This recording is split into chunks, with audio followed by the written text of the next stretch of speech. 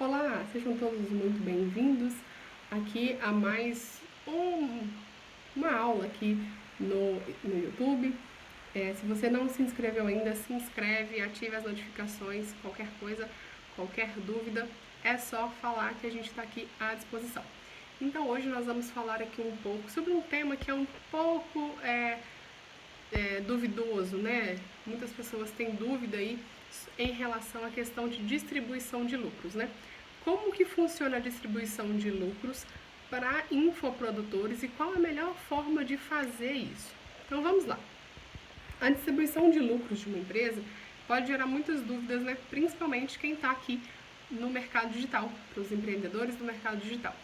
Muitos não sabem quais os critérios precisam ser observados e surgem questões sobre o assunto como calcular o lucro do seu negócio digital. Quais os cuidados que você precisa ter em relação a esse lucro? Você vai pagar imposto desse lucro? São coisas que você precisa manter sempre aí se perguntando. Então vamos entender primeiro o conceito de lucro, tá? O que é lucro? O lucro é um resultado positivo, né? Aquilo que sobra depois de confrontado custos e despesas, pagados impostos e feito toda essa demonstração na contabilidade, tá? Então o que é lucro? É o valor vendido menos tudo aquilo que você gasta, o que sobra é lucro. Contemplado dentro de um período, né, dentro do ano calendário. É importante que você saiba que a distribuição de lucro está diretamente ligada à obrigatoriedade de a empresa ter uma contabilidade, seja qual for o regime tributário adotado por ela. Tá? Fica ligado nisso aqui, que é muito importante você saber que a sua empresa precisa ter uma escrituração contábil para ter distribuição de lucro. Tá?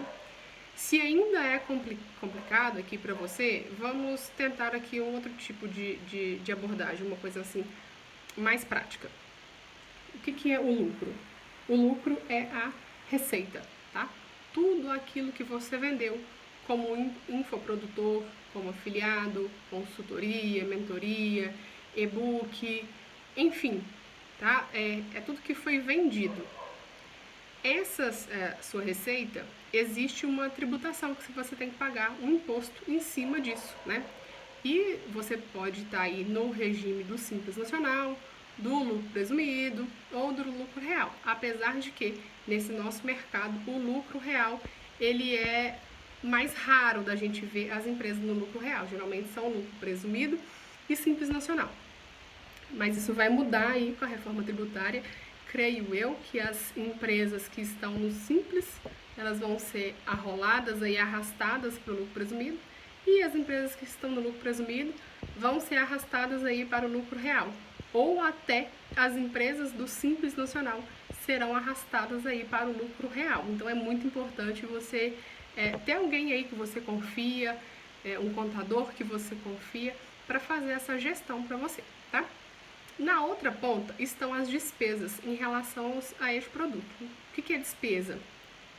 Tudo aquilo que você gastou, para esse produto sair, para vender esse produto. Então, as despesas com tráfego para vender os seus infoprodutos, as despesas de entrega, se trabalha com cursos, consequentemente, terá despesas para elaboração do curso, do material didático, despesas com a plataforma, né, as taxas da plataforma, seja ela qualquer uma que for, Eduz, Monetize, Hotmart.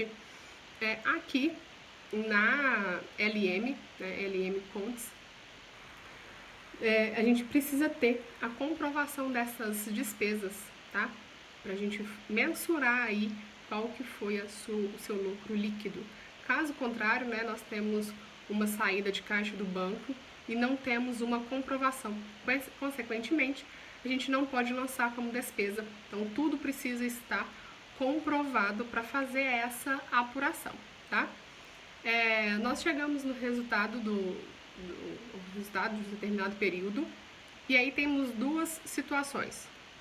Temos os resultados parciais, que podem ser levados através de balancetes, e temos também esses balancetes, né, esses relatórios, eles fazem parte da apuração do resultado, que inclusive acaba registrando no dia a dia as antecipações de lucro.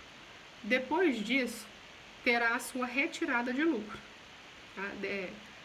A legislação societária e comercial tem estabelecido a obrigatoriedade de apurar o resultado da empresa ao final de cada exercício social, tá? Então, ao final de cada ano. Como fazer essa distribuição de lucros, né? Como é que procede a essa distribuição de lucros?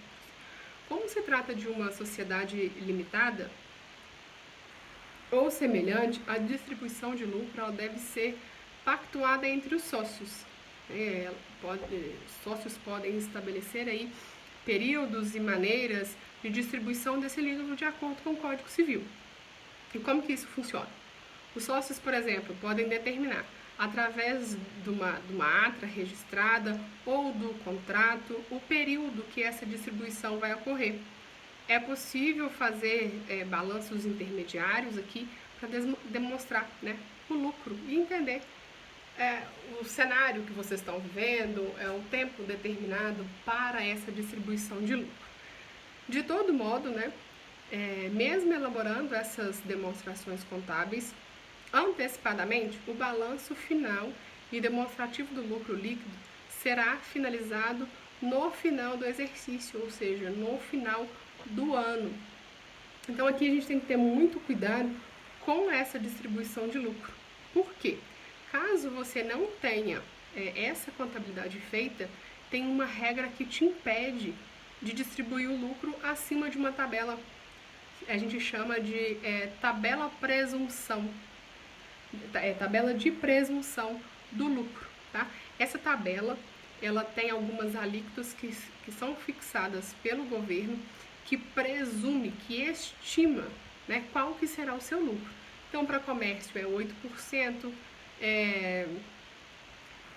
para mercadorias, né, é 32%, e no caso de algumas mercadorias aqui do mercado digital, seria 16%. A maioria, né, dos produtos que a gente vê aqui, dos infoprodutos que estão sendo vendidos, é nessa presunção de 32%, porque se caracterizam como serviço, tá?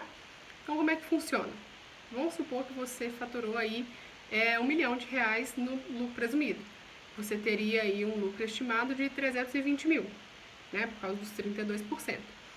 Na prática, se não tem a contabilidade, você seria impedido de distribuir um lucro acima de 320 mil, abatido os impostos aqui no caso.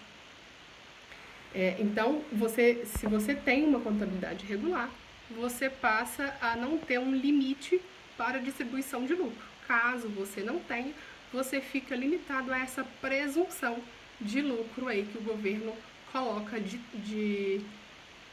essa alíquota que o governo coloca de presunção, tá? Então,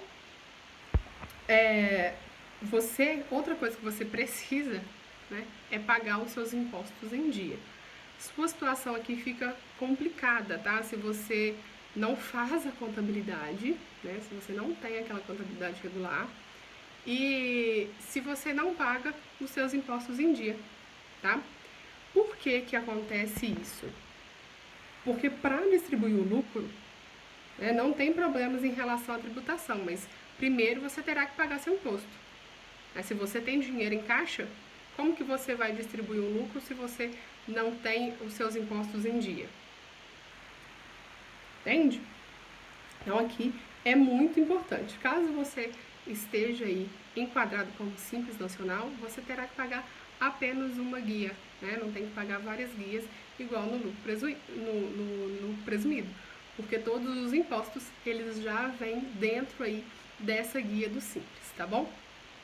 Se você não pagar, né, os impostos aí da DAS que é do simples, ou os impostos do lucro presumido e lucro real, enfim.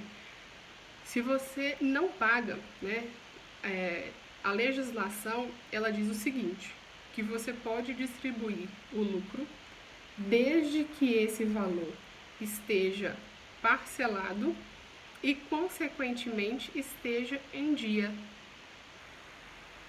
Só que isso traz um ônus, né? E qual que seria esse ônus? Esse ônus, a contabilidade informa para a Receita Federal sobre as suas receitas e sobre as suas despesas e, consequentemente, o lucro que você terá, né, depois de apurado essas informações, né? E informa o valor de lucro que será distribuído aos sócios. Depois aí, na sua declaração de imposto de renda, isso vai ser declarado, né? E você vai ter declarado lá como isento, porque toda a distribuição de lucro da sua empresa, né, se você tem uma contabilidade regular e paga seus impostos em dia, todo esse lucro que você teve da sua empresa, ele é isento de imposto de renda. Então, você já pagou o imposto dentro da sua empresa. Quando você for fazer a declaração de imposto de renda, você não vai ter que pagar um valor excedente de imposto. E se a Receita identifica algum problema nessa relação, que risco que você vai correr? Você corre o risco de transgressão, que é pagar uma multa em cima do valor distribuído que não foi garantido, caso você não tenha uma contabilidade regular e caso seus impostos não estejam em dia. Então, para evitar qualquer tipo de problema, o ideal é que você pague seus impostos em dia, tenha uma contabilidade escriturada, tá? Ainda que os impostos a gente acha um roubo, né? É necessário pagar para você ficar em dia com o fisco e não ter maiores problemas. Tudo bem?